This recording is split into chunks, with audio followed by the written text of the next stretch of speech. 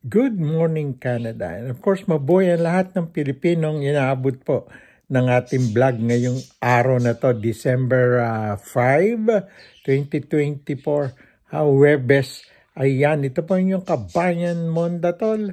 At sana po ay nasa mabuti tayong kalagay, lalo rito sa Canada, Toronto in particular. Naku, grabe ang lamig at medyo nag-i-snow na. Ayan, medyo pahinga tayo kahahatid natin sa ating apo sa school, sa high school.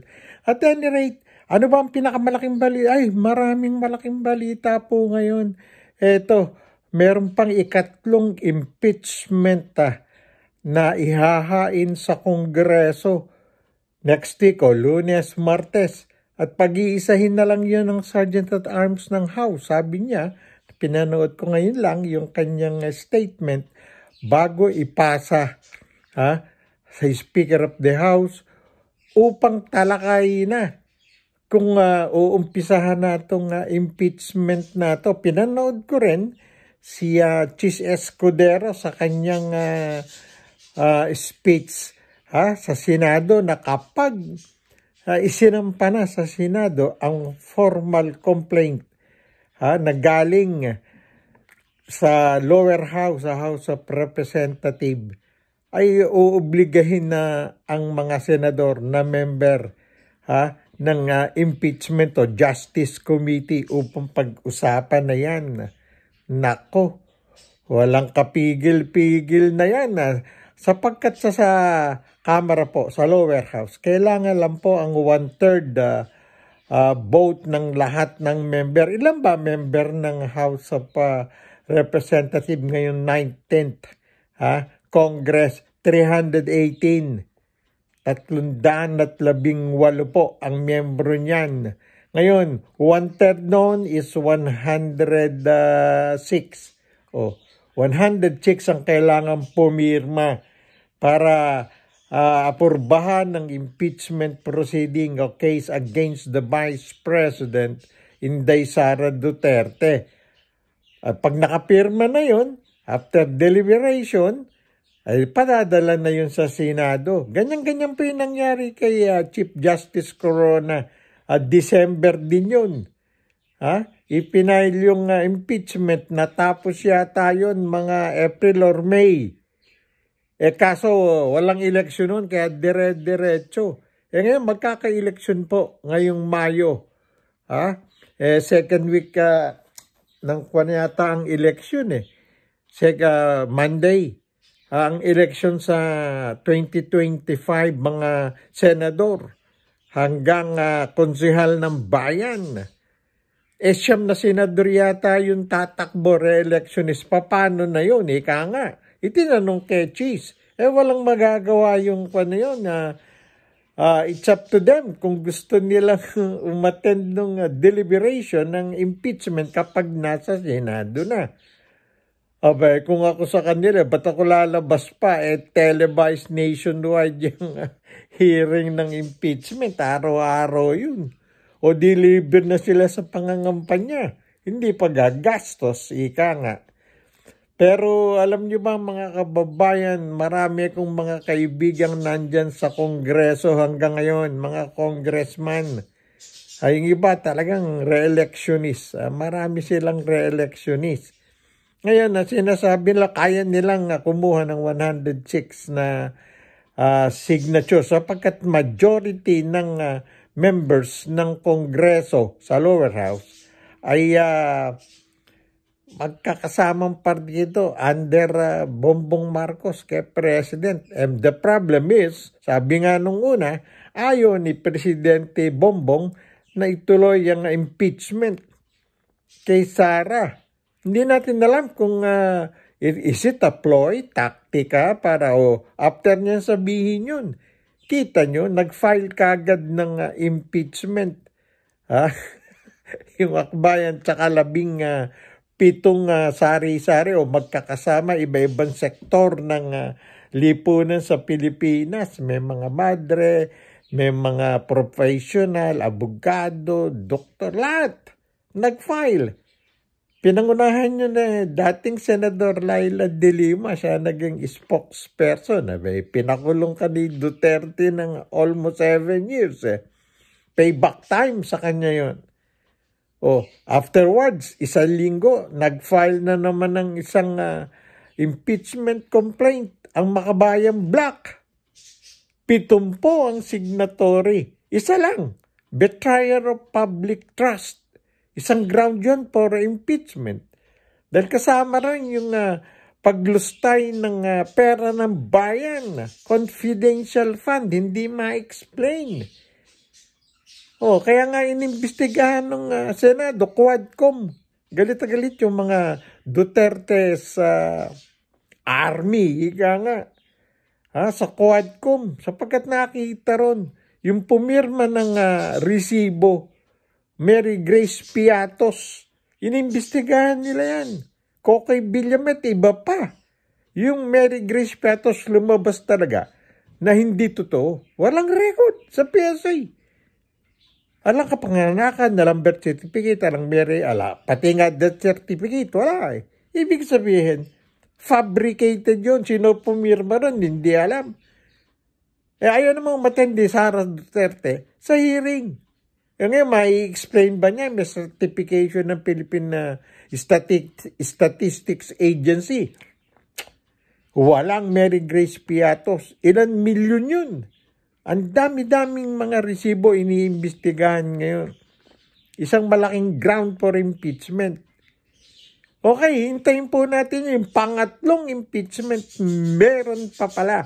At yun ang hinihintay ng House Sergeant at Arms or Secretary. House Secretary, pagsasama-samahin na raw yung 3 impeachment cases o resolution.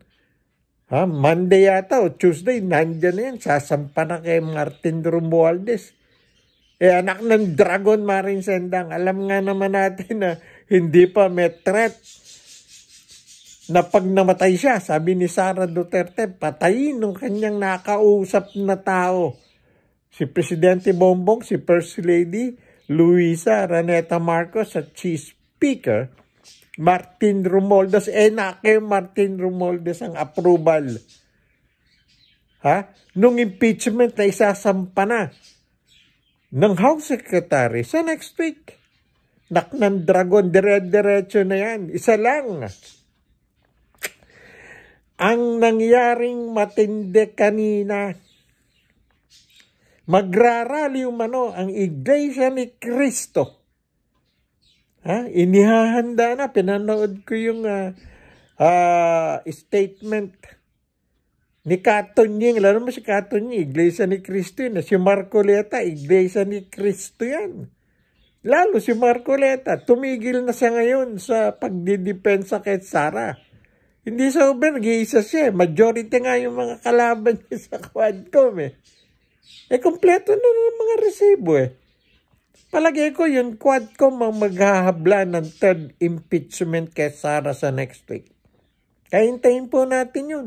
Matindi ang pagtatlo ng impeachment resolution o cases na isasampa sa isang opisyales ng pamahalaan.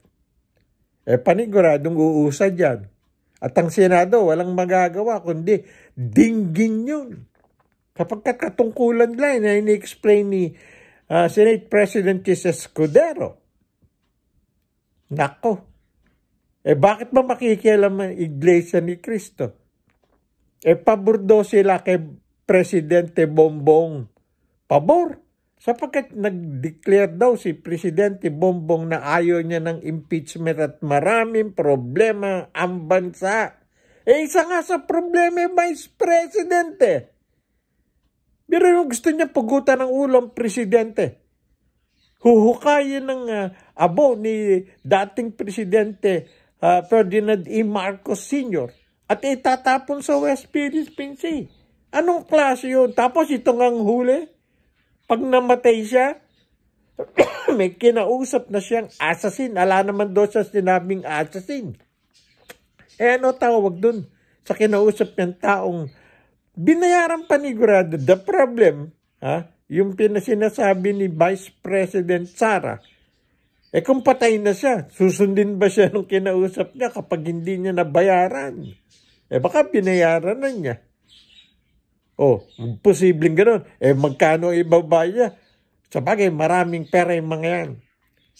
Lumalabas nga sa, I don't know, sabi nga niya, totoo yung siya na bilyon-bilyon ng pera ng mga Duterte.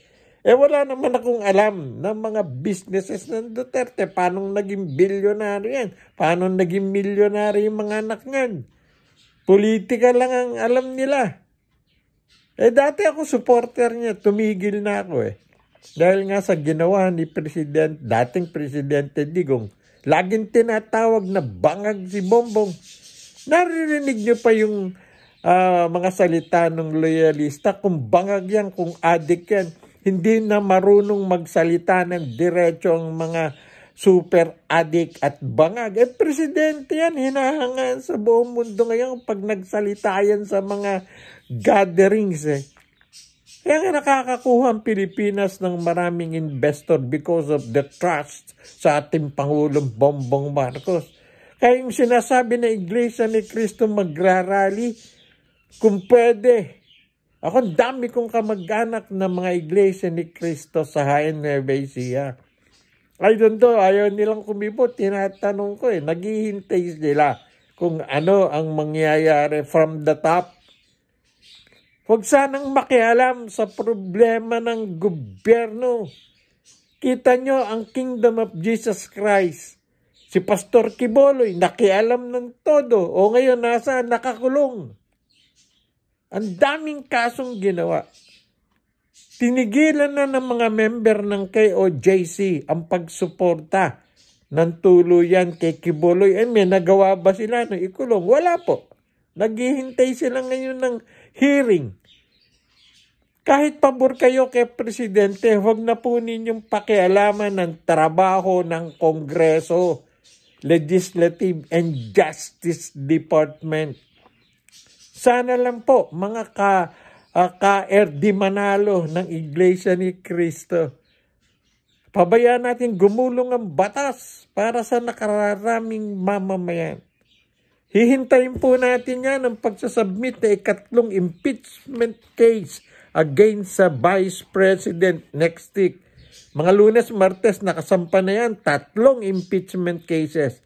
At aapurbahan niyang sigurado ni Martin Romualdez as Speaker of the House. 106 ang signatories. Nako, napakadali sa mga congressman yan. I talked to some of my friends. Kaya nilang pirmahan yun in one day. Well, hintayin po natin yan. Sana nga, alang makialam na dito sa impeachment case. Hindi tayo papayag na putulan ng ulo Presidente natin. Patayin yung Presidente, First Lady, Speaker of the House. At saan napuntay 612.5 million confidential fund ng Office of the Vice President at ng Department of Education na pinamumunuan ni Vice President Sara Duterte. Well, sana po, please like, share, and subscribe sa ating mga maliliit na YouTuber. Ito pa yung kabayan mo datod. Magandang umaga po sa inyo lahat, lalo na sa aking mga katropa pips na senior sa Pilipinas, lalo sa Jaén Nueva Ecija. Good morning, Canada.